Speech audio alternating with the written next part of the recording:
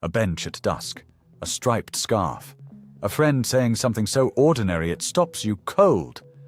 Total silence, up there, where you always assumed a voice was talking. No narrator. None. And you never once questioned yours. Wait, that's not how everyone's head works?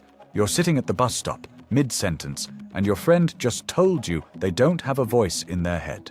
No little narrator, no running commentary, just quiet. And your whole body does a small double take, because right now, reading this, you can probably hear these words in a voice. So you assumed everyone could. You were sure. You're not alone in that jolt.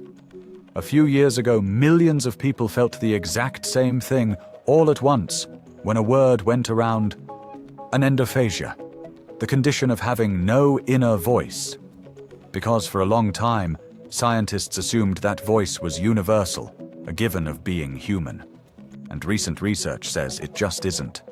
By the end of this, you'll know where your own voice came from, why some heads are silent, and why that silence isn't what you think. If that's the kind of thing you like to sit with, subscribe and stay with me. So let's find the two worlds.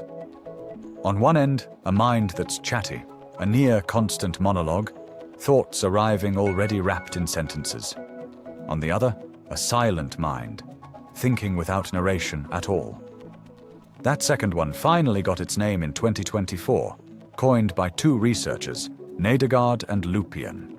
It's the cousin of a word from 2015, aphantasia, the mind that can't picture anything. And here's the strange part. This is frontier science.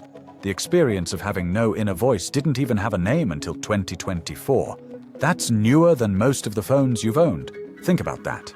We mapped the far side of the moon, we photographed the bottom of the sea, and only just now did anyone notice that some human minds are completely silent inside. So which one are you? And are you sure? Hold that question, because the answer is stranger than either option. Here's what breaks the whole assumption open. Even in people who definitely have the voice, it isn't running all the time.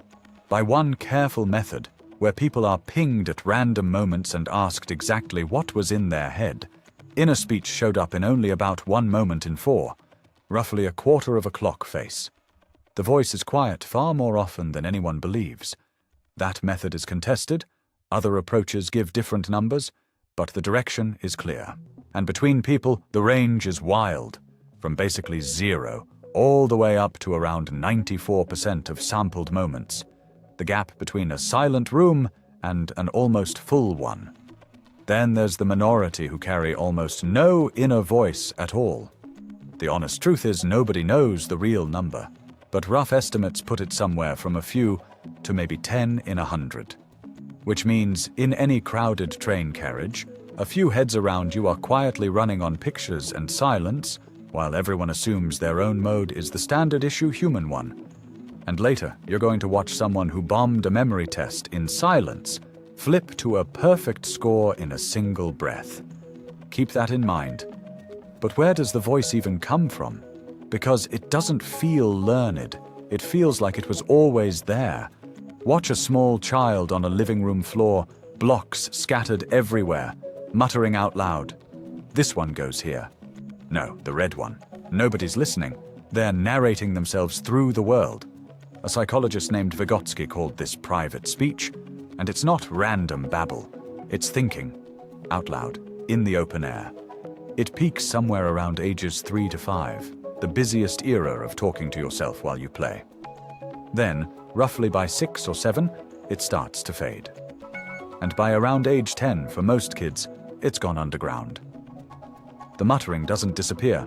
It goes silent and moves inward. That out-loud narration becomes the voice in your head. Which means, if this theory holds, and it's a theory, not a law carved in stone, the voice you call your own is really the swallowed echo of everyone who talked you through your childhood. Your caregivers, narrating the world for you, until you took over the job in a whisper, and then in silence. It's less a birthright than an inheritance. And that answers whether you could turn it off. It was learned. It could have gone another way. So what is that voice, physically, when it speaks? Here's the part that surprises people most. Inner speech isn't just speech with the sound muted. It's a real motor command that gets caught before it reaches your mouth. When you talk silently to yourself, the speech regions light up. Broca's area on the left side, the supplementary motor area, the same crew that fires when you speak out loud. Your brain genuinely starts to say the words. Then other regions, up front, step in and suppress the actual movement. Your lips might faintly twitch, but no sound comes. And here's the trick. Your brain generates a prediction of what you would have heard, an efference copy, and your hearing centers switch on as if a voice really spoke. That prediction is the voice. It's like echo cancellation on a call, guessing your own sound before it arrives. Or like miming a song with your mouth closed and still hearing the tune. This is the leading explanation. Still a working idea, not settled fact. But it demystifies the ghost. The voice in your head isn't a separate self, not a soul whispering to you. It's your ordinary speech system running with the volume off. So, yes, there's a voice reading this to you right now, or there isn't, and either way, that's just biology deciding what to broadcast. Now, is that voice actually good for anything? People have argued about this for a century. One old idea, from Watson, said thinking was nothing but tiny speech muscle movements, thought going underground literally. Piaget saw kids self-talk as immature chatter that just fades. Vygotsky disagreed with both. He said the voice gets transformed into a genuinely new mental tool, condensed and quick, not just muffled talking. And that tool does real work. It holds a phone number while you scramble for a pen. It talks you through a tricky task under your breath. It plans, it rehearses, it helps you read. In that landmark 20-24 study, 93 people, about 3 classrooms worth. The group with little inner speech did measurably worse on verbal memory and on judging whether words rhyme. And that looks, on the face of it, like proof. Like the silent mind is simply missing something it needs. Like it's worse. But watch what happens next. Because the researchers did one more thing. They let the silent-minded people simply say the words out loud. And the gap largely vanished. Instantly. The mind that struggled in silence, given permission to speak, matched everyone else. Picture that friend from the bus stop, sitting at the table, failing the test with a quiet frown. Then someone says, "Just say them aloud." And they do. The list rolls off easily, the score flips to perfect, and relief breaks right across their face. Both of them start laughing, because the thing everyone assumed was a deficit was never a deficit at all. Their cognitive power was fully intact the whole time. The only thing missing was one internal tool, and it turned out that tool could be swapped in from the outside in a single breath. Not a lesser mind, a different mode. Say that again, because it's the whole point. A different mode, not a lesser mind. So why do some minds stay silent? Here we have to be honest, because science genuinely doesn't know yet. Maybe the childhood internalization simply completed differently. Maybe those minds just prefer other formats. For them, thought doesn't arrive as sentences. It comes as images, as spatial patterns, as feelings, as a kind of wordless knowing where the answer is just there, whole, before any words could form. This is a brand new field. The term itself is still debated, so hold this loosely. But it reframes that question you've been carrying. What even is a thought, and is yours the normal kind? A silent mind isn't a dark, empty room. It's a room lit by pictures and diagrams instead of a radio.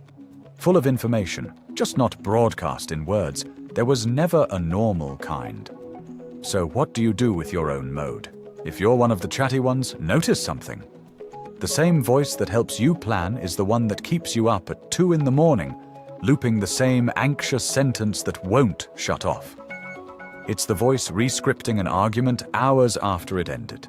A tool, and sometimes a tyrant. Rumination is just the voice stuck on repeat. And if you're one of the silent ones, trust it. Trust the images, the gut sense. And don't be shy about saying things out loud when you need to hold them. Neither mode is right, neither is better. They're just different ways the mind gets its work done. Now step back and look at the whole street. Every lit window in the city is a mind, and every one is a different color. Some full of words, some full of pictures, some sitting in a quiet you'll never get to visit. You've spent your entire life assuming your inner world was the standard issue human one, the default everyone shares. It isn't. The voice you call just thinking is your childhood's borrowed narration, running on your speech muscles with the sound switched off. And the quiet minds all around you aren't emptier than yours. They're just fluent in a language that was never meant to be heard. You were never the standard. There is no standard. Every head you pass may be a completely different country, and you will never truly hear a single one but your own.